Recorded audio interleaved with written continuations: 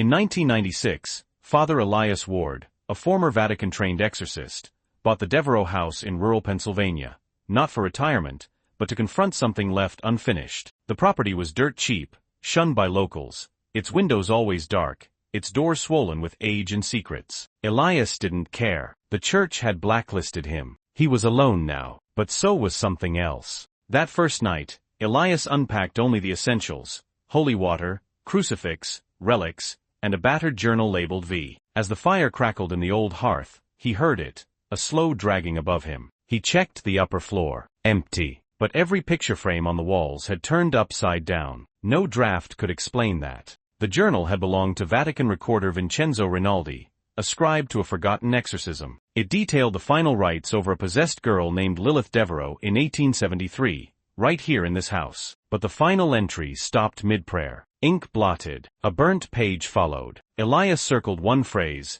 non expulsus, said clausus. Not exorcised, but sealed in. Over the next nights, the house woke up. Crosses inverted. A child's voice sang lullabies in reverse. Mirrors bled. Elias stood firm. This isn't a haunting, he whispered. It's a prison break. He anointed every room, reciting prayers. But when he entered the attic, he found a cradle, rocking, empty, then not empty. He invited two allies, Sister Mireille, a psychic nun, and Jordan Keyes, a former priest-turned-occult scholar. At midnight, they performed a séance to identify the entity. Mireille convulsed. Her voice became guttural. She never left, it hissed. Your Latin cannot bind me. I remember you, Elias. She collapsed, nose bleeding. It knew your name, Jordan muttered. Why? Elias confessed. In 1973, he had failed. Lilith's spirit had latched to him during the ritual. He thought he was free, but she had waited, biding time, chained to this house. The Vatican buried the case. He was forbidden to return, but he had never stopped hearing her.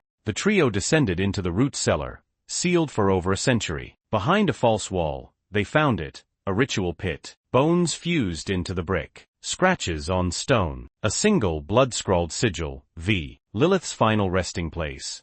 Or her cocoon. She entered Sister Mireille. Not subtly. Glass exploded. Elias shouted incantations, but his voice faltered. Jordan was thrown against the wall. She won't out, Elias criait. If she escapes this house, she spreads. And then came the voice, a child's giggle layered with growls. Open the door, Father. Let me see the stars again. Elias threw himself into the prayer. By the authority of the Holy See, I command you, Lilith Deveraux, begone.